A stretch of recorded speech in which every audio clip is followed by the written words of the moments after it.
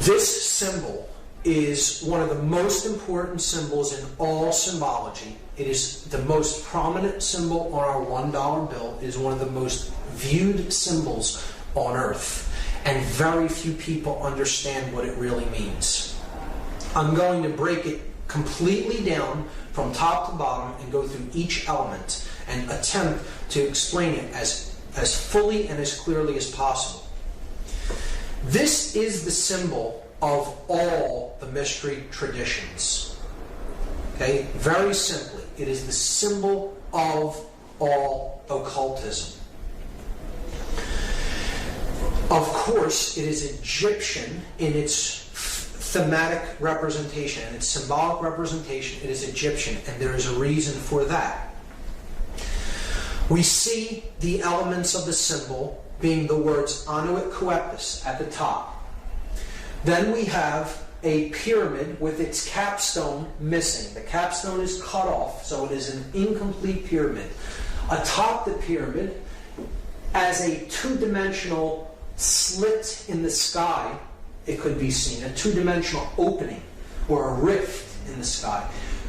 From behind that, we see an eye, and that eye is bathed in light. The pyramid is comprised of 13 courses of brick, the bottom of which has a date inscribed on it in Roman numerals, 9 Roman numerals. There is then a sash with the words Novus Ordo Seclorum written on it at the bottom. So we have to understand each element. Each element is here not by accident, it is there by design, and the makers of this sigil, because that's what this is. This is a sigil, which is comprised of many symbols. Put nothing on it by accident. And everything has a meaning in this. So let's start to break down the symbols one at a time. Anuit Coeptus is Latin. It means, Anuit means to favor or to look favorably upon. Coeptus is an enterprise, an undertaking, or a project, a work in progress, you could say. So Anuit Coeptus means he favors, could mean she favors, it favors, our project. He favors our work. He favors our work in progress. Okay? So, he favors our work is a good translation. Novus Ordo Seclorum is often hotly contested as to its meaning. Novus means new, Ordo means order or way, and Seclorum is the debated word. So I go to a Latin dictionary and I look up the word Saeclorum, S-A-E-C-O-L-O-R-U-M. This is because people will say Seclorum means of the ages. So I'm looking up the word Saeclorum, and that means age, generation, people born at a time, race, present time, or age, century. So if this phrase said the new order of the ages, we should see an A in between that S and E there. It would say Novus Ordo Saeclorum, but it says Seclorum. So clearly that's not the definition. Many people will say that that's what it means. It does not mean of the ages. Okay? The word Seclorum is put into a Latin dictionary, and then you see it is a word modification, a truncation. CL is derived from CUL. So an internal CL might be rendered by CUL, thus giving us seculorum. And seculum, seculi, is a noun that means world, universe, secular, temporal, earthly, or worldly affairs, cares, or temptation. So, clearly, I think this can be solved and agreed upon once and for all, so we don't have to hear this incorrect, connotatively incorrect translation, the new order of the ages. This phrase clearly says New World Order. And that's it. That's what it says. Let's lay this to rest once and for all. Okay? So, he favors our work, the New World Order. and you have an eye in the triangle looking out from another dimension of space into our realm. The light is pouring through the scene from that realm, and a pyramid is being built. So, he favors our work, the New World Order. Who favors the work? What is the work? And what is the New World Order? So, clearly, this is the being that favors the work. This project is the work that's being done. Okay, this is the incomplete project.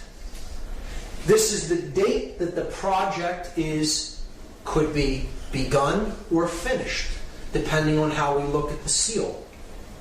So, we have to understand a little bit about Egyptian cosmology and the main solar god, the solar disk, which we looked at as Horus, as Ra. Set is the dark incarnation of it. Really, all of these principles could be encapsulated as one solar god known as Aten, or Aton. Depending on the spelling, it could be spelled A-T-O-N or A-T-E-N. So, Akhenaten of 18th dynasty Egypt was actually named after this. He's a pharaoh of 18th dynasty. He brought in the concept into Egyptian cosmology of a one God that is the overarching ruling aspect of everything, known as the Aten. And he named himself after this god. Akhenaten means the spirit of the Aten, the solar god. So that is the being here, the Aten. Now that could mean a couple of things depending on how we look at this symbol. But let's just let it be seen as it is the solar principle, the solar god, the god of light, the bringer of light. So it could be also seen as the word Lucifer. Lucifer comes from two Latin words, lux meaning light, and fere meaning to bear or to bring or to carry. So it is the bringer, the carrier of light. Now, this could mean two different things. We have to understand that Lucifer and the Aten are the same basic principle, the same symbolic principle, and they are a dual god. There is a light aspect of the sun god, the one that brings true light of awareness. And then there is the dark aspect of light. So one can be truly illuminated and really possess the light, really possess the knowledge. And then there is one who can be born into the dark light. Those who have knowledge of how things really work, but the way they're using it is for the ego. Being my will be done because I view myself as God and separate from everyone else, and I am out there to manipulate and rule them. So either way you look at that symbol there, it is the Aten or Lucifer. It doesn't matter whether you're looking at that symbolically as positive or negative, and I will go over both interpretations, both the positive and negative. However, it can in both aspects, this entity could be seen as Aten or Lucifer. Keep that in mind. If you take the compass and square symbol and place the apex at the top of this symbol, and the base at the same base level where the pyramid meets the ground, you're going to see a very interesting thing emerge. If we just trace the 5 points of the compasses and squares, the 2 compasses, the 2 edges of the square, and then the middle part that both share, the line of symmetry between them. So we go down the compass edges, and we see that the compass points point to 2 letters. The 2 end letters of this sash Okay? N and M. N from Novus, M in Seclorum. Then we go up the place where the square is used to measure from, the inside edge of the square. And we see that that also points to two letters, and they are also both on the opposite edge of this phrase, annuit coeptus. So we have the A in annuit and the S in coeptus. And now we come down the horizontal axis of symmetry. And we see it reaches one letter that is exactly in the middle of this sash, the O from Urdu. These 5 letters, if rearranged, are an anagram for the word Mason, M-A-S-O-N. And this is the symbol of all masonry. It is the symbol of all builders. And who are the builders? We all are the builders. We are all collectively on this planet the co-creators of our collective experience. Whether we are doing that creation unconsciously or consciously creating our experience, we are the builders of this world. And this is what we've built it into, what we currently have right now. So, who are the builders? We are the builders. But there's 2 different types of masons. See, there are masons that build with stone. They build the pyramid upward. They're building with stone. If you connect these 5 symbols as they are connotatively used in this seal, they form an inverted, skewed pentagram. And an inverted, skewed pentagram, if you look into dark occultic symbology, is always used as a symbol of pacts. It's a symbol of pacts, of promises made, to be something to be fulfilled, to be delivered upon completion of something else. So, again, we saw that these 4 arms represent the material world, depicted as the upward pointing pyramid, the brick, the physical object, and they are crushing the spirit, the 5th element, into the ground, burying it under the weight of the pyramid. See, the dark builders, the dark masons, those who are building toward a world of male domination, the blade. See, they're building with bricks. The bricks are people who are trapped in physical 5-sense reality and left-brain prisonhood. They are those who can not change. They have one form and it's hardened. A brick was once malleable clay that could be shaped, molded, take different forms. It flows easily. Change comes easily to it. But when it is baked in the left brain, solar, male dominator consciousness, it becomes hard and immobile and immovable. It becomes a brick. And that's what the male dominator world is being built with. The bricks baked into one form. The unit form. Those in uniform cannot see what is. Not see. They cannot see. They are not sees. See? They are baked into one form, the brick. Okay?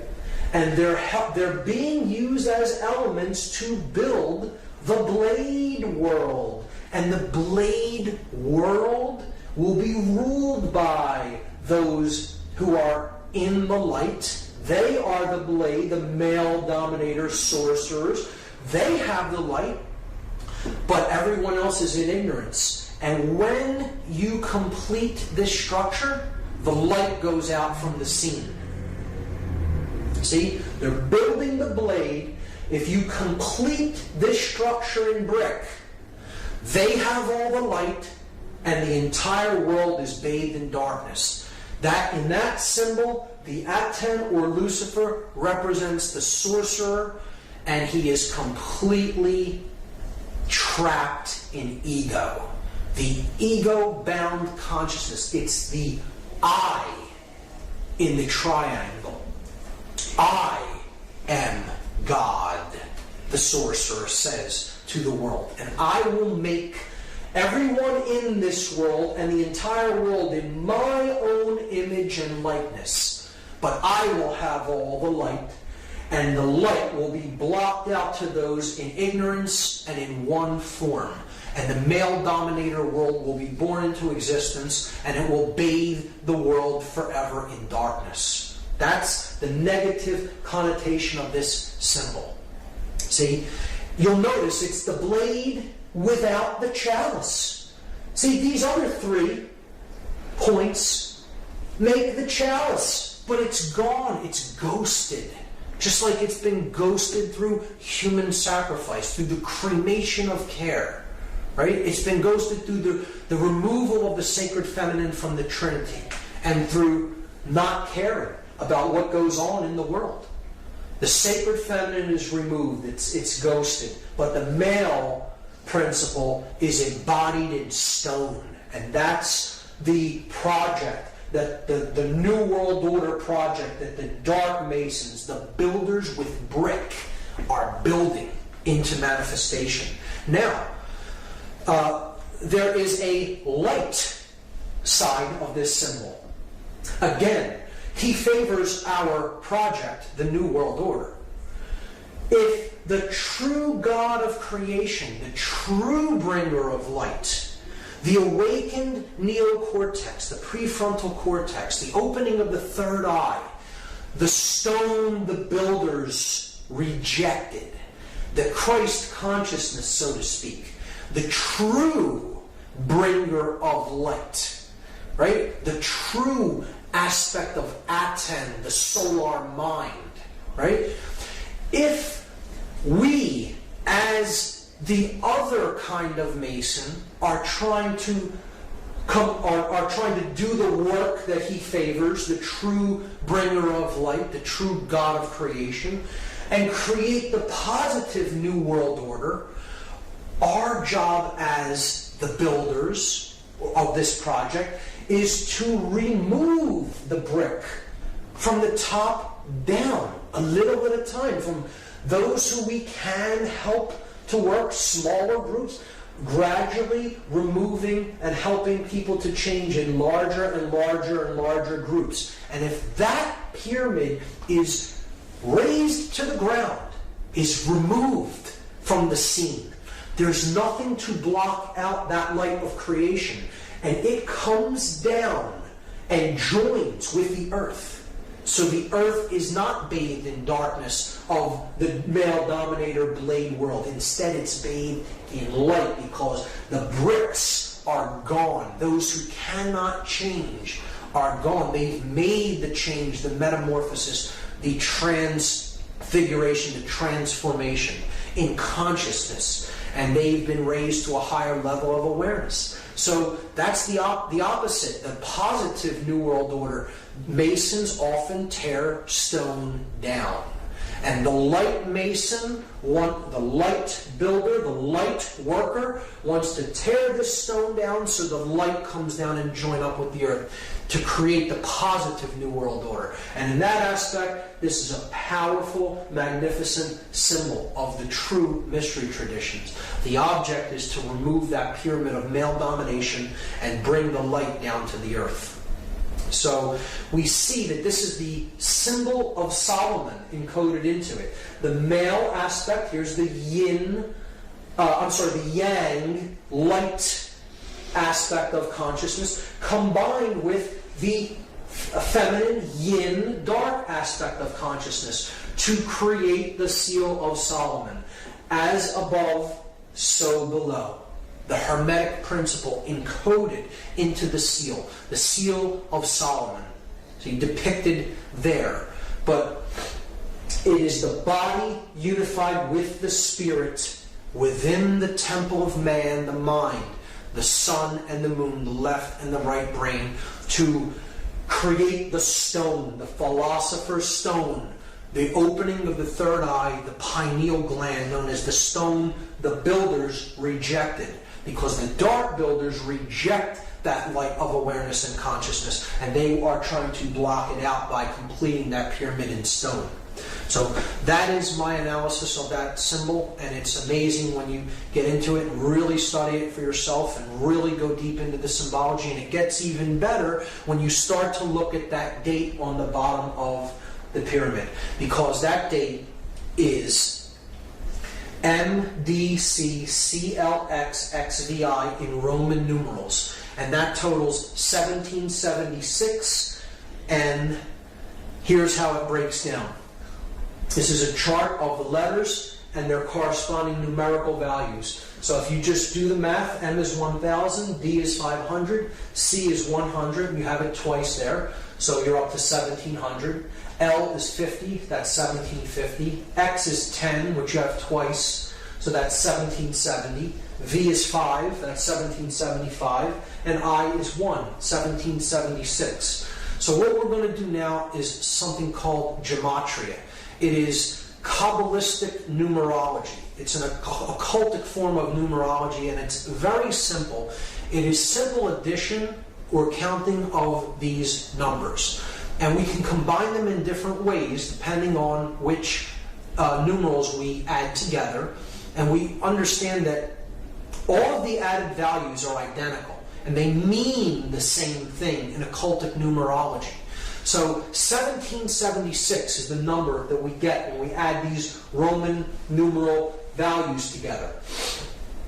And what we are going to do in this example is we're just going to take the 1 and add it to the 6 and leave these two 7s. So we get 777. And anyone familiar with Judaism or Kabbalah may know that that is a symbol of God. It's a number that represents the trinity of consciousness in its perfect form.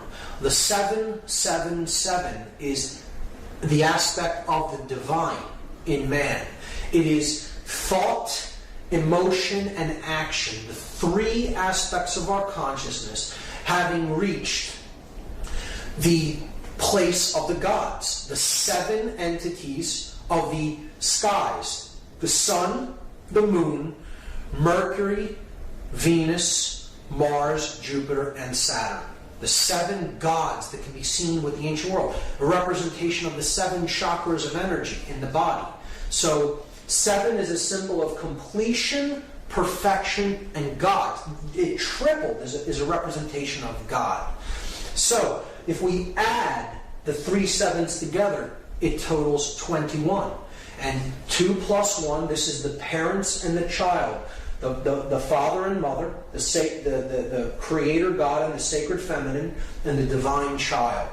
And then that totals 3. 2 plus 1 is 3. So all of these values can be seen as identical, or they mean the same thing.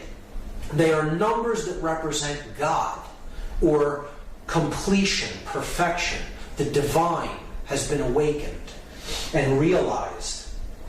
So they can be used interchangeably in systems of occultism. And again, 3 being the number of unity, of unification of thought, emotion, and action, the triune being, the 3-in-1 God, right? The Trinity. So, what I'm going to do in this study of gematria is I'm going to take these letters, because gematria is a combination of geometry and mathematics. Geometry, earth, the measure of things, the measure of the earth, the mother, right? And matria, mathematics, the mother science, after Ma'at from Egypt, the mother goddess. So gematria is a combination of geometry and mathematics. So we have all the elements in place. We have the math aspect is covered by the Roman numerals that represent value or mathematics, and we have the shape that's given by the triangle shape or the pyramid shape. So we're just going to combine the two by taking, we have 9 letters and we're given a shape that has three vertices. So we're just going to duplicate the shape 3 times and we're going to place the letters at the vertices of the shape. So we'll start with M and put it at the top of the first triangle, and then D, C at the base, and then repeat it 3 times. M, D, C, C, L, X, X, V, I. And now we're going to substitute the numerical values for the Roman numerals. So we get this. We get 1,000, 500, 100. 100, 50, 10. 10, 5, 1. So you see a pattern emerge there. At the top of the pyramid, in every example, we see a clear pattern. 1,110. Now, in mathematics, those are known as powers of 10, or powers of 10, at 10, powers of at 10, at the top of the pyramid. Because at 10, no matter how you look at it, is at the top of the pyramid. This is a play on words that works out in the English language, and it is not an accident. These are perfect numbers of base 10 numerology, base 10 mathematics. And the powers of a 10, the powers of at 10, are indeed at the top of the pyramid. At the bottom of the pyramid, we have 500, 100, 50, 10, 5, and 1. If we add those for each base, we have 600 at the base here and 1,000 at the top. 60 at the base here, 100 at the top. 6 at the base here, and 10 at the top. We can then simply remove all the zeros, because zeros don't add to anything in gematria. So they can be removed. So we see that it simply boils down to this. 1's at the top, 6's at the bottom. And now we can combine them into one pyramid. And you have at the top 1, 1, 1, where the 3 pillars, the 3 aspects of consciousness, thought, emotion, and action, the 3 pillars of Freemasonry. At the bottom, 666. 666, the number of beast or base consciousness. And noticing that 3 correlates to 777, because if you add 777, you get 21. If you add 2 plus 1, you get 3. So 777 and 3 are identical. So you could simply substitute 777 for anything that totals 3. Like 1 plus 1 plus 1. 1 plus 1 plus 1 is 3, so we could simply put 777 up there and substitute for 111. They're identical because they both add to 3. So we have God at the top, the light, the beast or base consciousness of illusion and identification with the physical world at the bottom of the pyramid, captured in stone, in one form that cannot change. Illusion, ego identification. So, if now we reduce them again. So we add 7 plus 7 plus 7, we get 21. We add 6 plus 6 plus 6, we get 18. And this is what is meant by counting the number of the beast. That's what we're in the process of doing. It's a prescription for gematria given in the book of Revelation in the Bible. We add 21, and of course, as we saw, that totals 3, the number of God, and 18, 1 plus 8 totals 9, the number of ego and illusion. Why is 9 the number of ego and illusion? Well, here's why. The number 9 has very significant mathematical properties, and they are shown to us in addition to the number 9 and multiplication of the number 9. So this side of the table is an addition table. This side of the table is a multiplication table. 9 plus 1 is 10. 1 plus 0 reduces to 1. We're simply adding the final result, the digits of the final result together. So look, we're back at where we started adding to 9. 1. So adding the 9 was like adding 0. Okay? 9 plus 2 is 11. 1 plus 1 reduces to 2. It adds to 2. So we're back to 2. So again, adding the 9 was like adding a 0. You do this with any number. 9 plus any number gets you back to the same number once the result is added together, or what is called in gematria reduction. You're reducing a 2-digit or 3-digit or 4-digit value down to one number. You will ultimately come back to the same value that you started with, because to add 9 is to add illusion, or to add ego, or to add base consciousness. And when you add the beast, when you add base consciousness, you can never affect any change in value. You bring no value to the equation. You are adding 0. You are adding nothing. You are adding illusion. Now, the multiplication of 9 is a different result. 9 times 1 is 9. 9 times 2, 18. Add the 1 and the 8, you get 9. 9 times 3, 27. Add 2 plus 7, you get 9. 9 times any number, no matter what it is. You add the resultant digits, you will come back to 9. So what this is saying symbolically is multiplying base consciousness only gets you more base consciousness. You can never create anything new with ego and illusion and base consciousness. So this is why 9 is the number of illusion and base consciousness, and as such, it is synonymous with 666, or the number of the beast. One thing I should mention is that the date 1776 is simultaneously the year that the Declaration of Independence was signed in the United States, and it is a document declaring human sovereignty, and that our rights come from our Creator, whatever we happen to envisage that Creator or that force as, and not from man. But it also is the date of the birth of the Bavarian Illuminati order, and that happened on May 1st, 1776, which is a Luciferian dark occultic Sabbath known as Walpurgisnacht.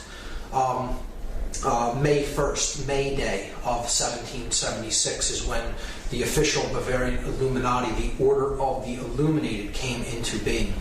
So there's a dualism even inherent in that date. You can look at the Dark New World Order building upward from 1776 in earnest, from the time when this dark occultic order came into manifestation, and the object of the light New World Order to bring the light down by removing the bricks and getting back to the understanding of personal sovereignty as encoded in the Declaration of Independence. When we look at it, we see that these two numbers, 777 representing God or completion or perfection, and 666 representing illusion or base consciousness, they total 9 and 3, and that brings us to the occultic number 93. To go from the illusion to the real, to go from the illusion to the true source of power, to go from base consciousness to divine consciousness or compassion.